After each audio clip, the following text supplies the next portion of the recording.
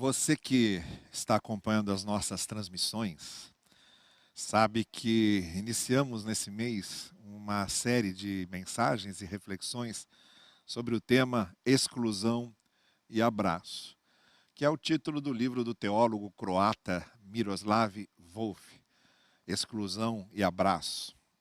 Livro que, inclusive, se você quiser adquirir para acompanhar também as nossas reflexões aqui lendo o livro, poderá fazê-lo. Várias pessoas já fizeram e estão encomendando aqui com a secretaria da nossa igreja.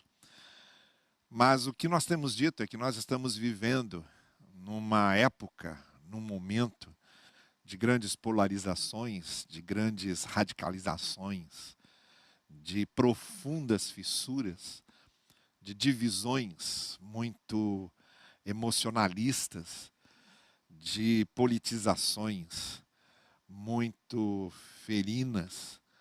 E, obviamente, isso acaba atingindo também a nós e a nossa fé. Em reação a tudo isso, muitas vezes nós começamos a optar também por uma fé que acaba se tornando mais radical, mais polarizada, mais fissurada. E aí nós nos distanciamos do grande apelo do Evangelho, que é o apelo pelo abraço, e acabamos nos tornando mensageiros da exclusão, instrumentos da perseguição ao outro, da demonização do outro. Nós nos tornamos facilmente instrumentos de tornar o outro um inimigo a ser odiado, a ser desprezado, a ser excluído. E é por causa disso que o Miroslav Volf escreveu seu livro. E por causa disso que eu estou usando algumas reflexões do Miroslav Volf como portão de entrada, não é, para as nossas reflexões. É como se fosse aquele, eu tenho dito, é como se fosse um trampolim da onde a gente está saltando para fazer as nossas acrobacias no ar antes de cairmos na piscina. A gente salta daquela plataforma.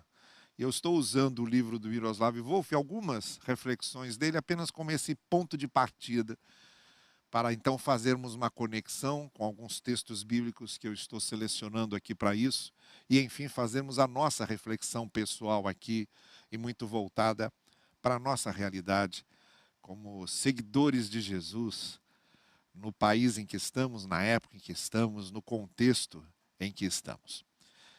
Nós já dissemos algumas coisas e eu recomendo a você que, se perdeu aqui o fio da meada desde a primeira mensagem, volte lá atrás, procure, ela fica à sua disposição aí, on demand, no nosso YouTube, no canal do YouTube da nossa igreja. Então faça isso, vá lá, retome essas reflexões anteriores, para você poder seguir aqui esse fio da meada em que estamos. Hoje eu gostaria de tratar ainda nesse contexto de nós seguirmos a grande orientação do Evangelho, que nos encaminha para o abraço, para o acolhimento, para o amor que recebe, o amor da misericórdia, o amor da compaixão, o amor do convívio pacífico. Esse amor, essa compaixão, essa misericórdia, que vão ficando esquecidas quanto mais a sociedade se polariza, se radicaliza, quanto mais os discursos políticos se enraivecem, quanto mais o discurso se torna caracterizado pelo ódio, pela polarização, pela radicalização, mais nós nos afastamos desse intuito primeiro do Evangelho, que é misericórdia, que é compaixão, que é amor. E a gente começa a achar natural a falta de misericórdia, a falta de compaixão e a falta de amor. Eu me lembro de uma foto, uma vez, que vi num jornal, de um grupo de turistas na Praia Vermelha, aqui no Rio de Janeiro, tirando uma foto. E logo atrás, um homem morto, coberto por um plástico. E eles nem sequer perceberam isso, estavam lá tirando foto deles na praia. E depois a reportagem mostra que eles tomaram um susto quando viram no fundo da foto aparecer lá o corpo coberto, o corpo na areia coberto por um plástico. E eu acho que nós começamos a ter esse tipo de insensibilidade quando passar por um morto, passar por um corpo coberto com plástico, a gente não percebe. E continuamos fazendo as nossas coisas, e envolvidos em nossos interesses, perdendo essa sensibilidade da compaixão, da misericórdia, do amor. Nós estamos hoje vivendo um momento desse, em que a nossa fé está perdendo a característica do evangelho do abraço e está se enrijecendo, se sedimentarizando, se cristalizando na fé da exclusão, na fé que odeia, na fé que elege inimigos. É nesse sentido e é nesse contexto que nós estamos falando aqui sobre essas ideias do Miroslav Volf e voltando para os textos que nós temos destacado. Eu quero destacar hoje esse texto do apóstolo Paulo para falar sobre a questão do distanciamento e do pertencimento nesse nosso convívio como pessoas que querem reproduzir aquilo que Cristo nos ensina.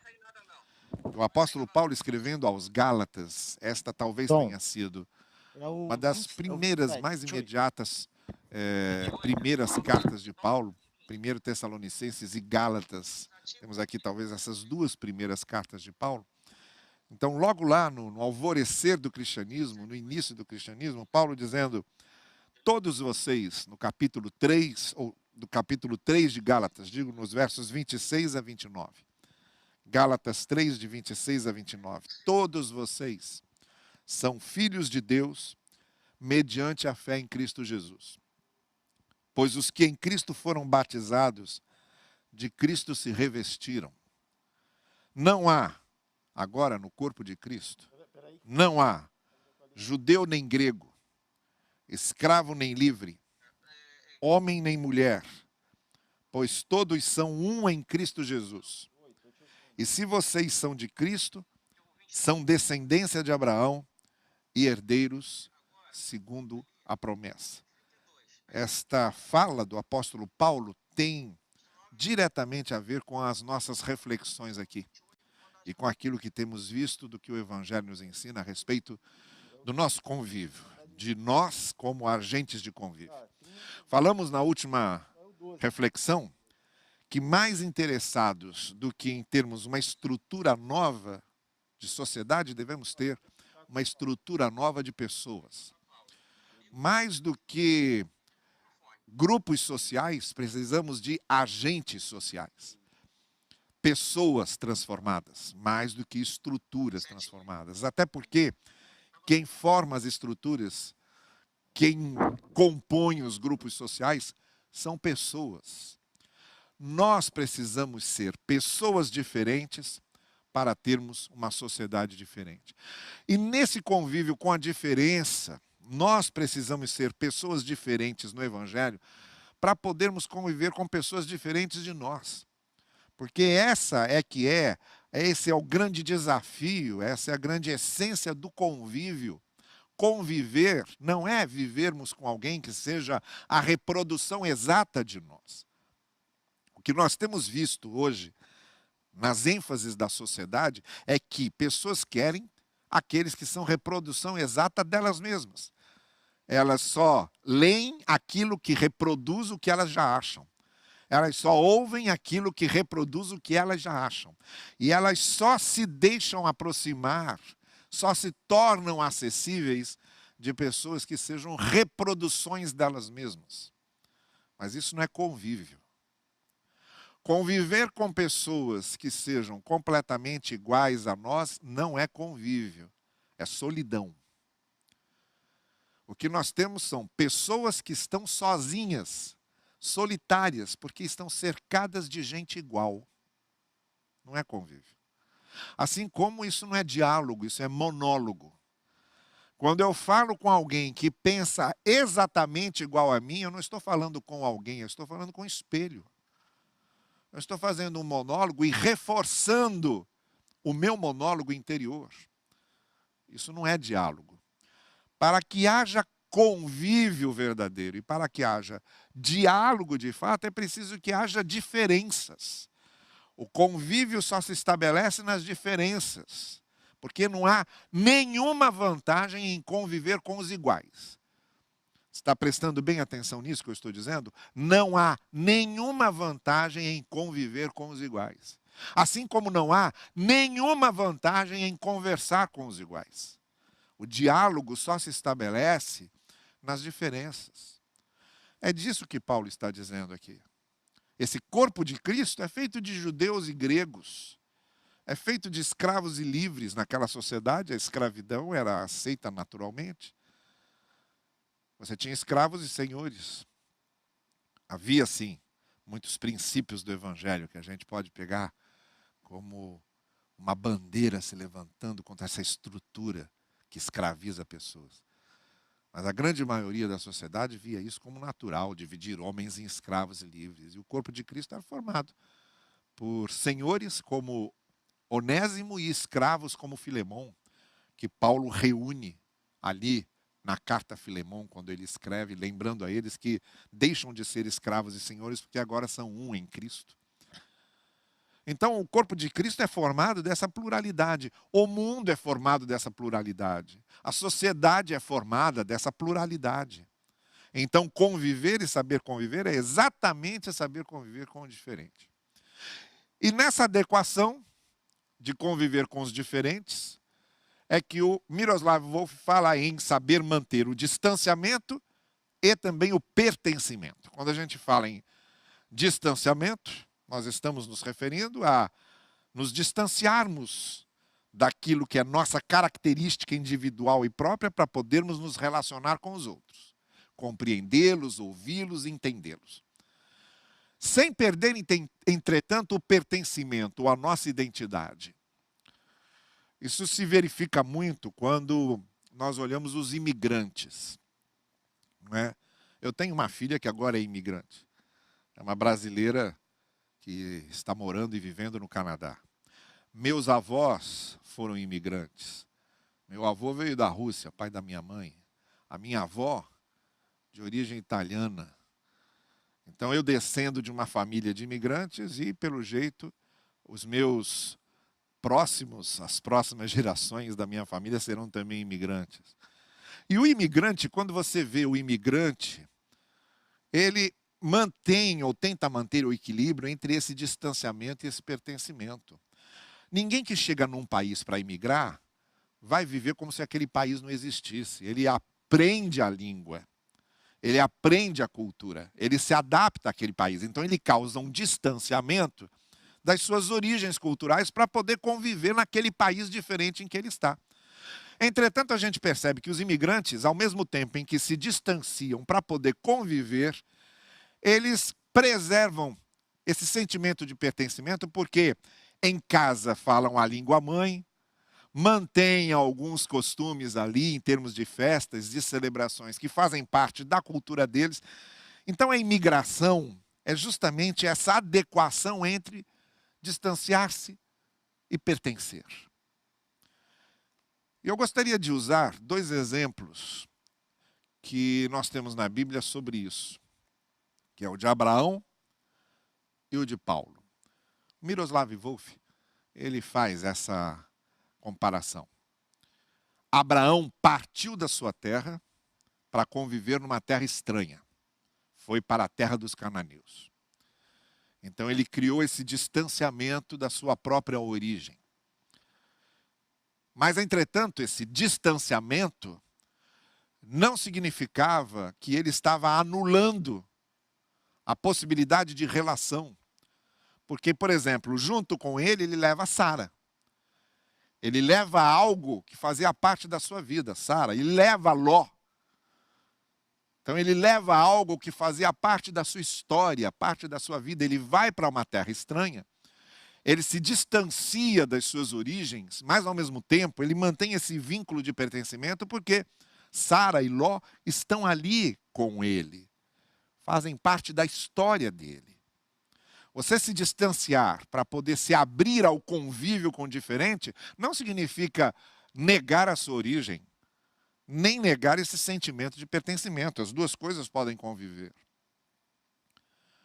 Outra coisa, Abraão estava inaugurando um amplo leque de relacionamentos, porque Deus havia dito para ele que ele seria o pai de uma grande nação. Ele estava abrindo um canal infinito e ilimitado de relacionamentos. E depois, quando o evangelho abarca os gentios na pregação do evangelho, então esse leque se amplia muito mais. Você tem os filhos de Abraão, que são os judeus, que vêm do sangue de Abraão, mas pela fé, todos aqueles que são gentios se tornam filhos de Abraão, como Paulo vai dizer aqui, na carta aos Gálatas. Todos filhos de Abraão, porque Abraão creu, e quando nós cremos, somos também filhos de Abraão. Então Abraão sai da sua terra, sai da sua região, da sua cultura, onde ele viveu, mas leva consigo também o que era da sua identidade, o que é a sua família, o que é o pertencimento e o sentimento de pertencimento. Essa acomodação que a gente precisa fazer quando nós convivemos com os diferentes. Nós nos distanciamos do nosso umbigo, tiramos o nosso olho só da gente, só do que importa para a gente, e nos abrimos para o outro e para a diferença do outro, e para podermos ouvir o outro, compreender o outro e conviver com o outro. Entretanto, sem perdermos aquilo que forma a nossa identidade mais essencial. Aquilo que nos dá a identidade essencial que temos. É possível fazer isso. Um outro exemplo é o do apóstolo Paulo. Abraão partiu de Ur dos Caldeus para a terra que Deus lhe mostrou. E Paulo também faz uma partida. Paulo parte da sua religião farisaica. Ele era um judeu e era um fariseu clássico. Ele chega a se intitular como eu era fariseu de fariseus, isto é, eu era o mais arraigado, o mais apegado àqueles costumes, o mais fiel àqueles costumes. Mas eu me desapeguei disso para abraçar o evangelho. Então, no caminho de Damasco, Paulo também partiu. Paulo parte daquele antigo judaísmo e farisaísmo que ele vivia para abraçar uma coisa completamente nova, que era o evangelho.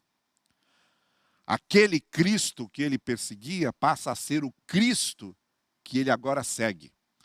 Os cristãos que ele consentia na morte, agora eram sua família e sua igreja em Cristo. Então Paulo partiu. Existe esse distanciamento que Paulo faz do que ele era. Entretanto, existe um pertencimento. E o que é que Paulo cria para firmar esses laços de pertencimento? A primeira coisa, o judeu valorizava muito a lei mosaica, principalmente o fariseu, não é? Sabemos disso, ele era extremamente cioso, criterioso da lei mosaica. O que é que Paulo faz?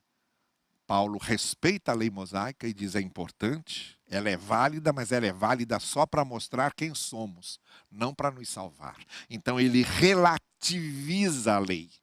Ele diz: a lei não é feita para nos justificar. Ninguém se justifica com a lei. Mas ela não deixa de ser importante. Ela é importante. E ela foi dada a Moisés, porque ela mostra quem somos. Quando a gente vê a lei, a gente nunca vai conseguir ser isso perfeitamente. E aí se volta para a graça. E depende da graça. É isso que Paulo está fazendo. Se distanciando da lei, mas ao mesmo tempo mantendo o elo de pertencimento com a lei. Ele não está simplesmente jogando a lei fora. Ele está renovando o sentido da lei. Dentro agora do novo contexto da revelação do Evangelho.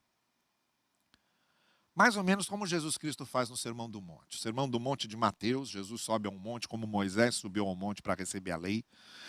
E Jesus traz a palavra de Deus como Moisés trouxe a lei. Só o que Jesus faz no Sermão do Monte é relativizar a lei de Moisés, dizendo: é aquilo, mas não é só aquilo. É muito mais que aquilo. O que Jesus fez no Sermão do Monte com referência à lei, Paulo faz também com referência à lei ao falar da justificação pela fé. A lei não serve para nos justificar, ela serve apenas para mostrar que precisamos da graça. Então, para Paulo, a lei ele, como judeu, como fariseu, ele se distancia do sentido primeiro da lei e renova esse sentido agora à luz do Evangelho. Outra coisa que Paulo faz, ele é descendente de Abraão, descendente de sangue, ele é judeu. Ele vem de Abraão. Abraão é o seu pai sanguíneo. Mas aí Paulo também relativiza isso com a mensagem do Evangelho. Ele diz, olha, descendentes de Abraão não são mais só os de sangue. São os que creem, porque Abraão creu e foi justificado pela fé.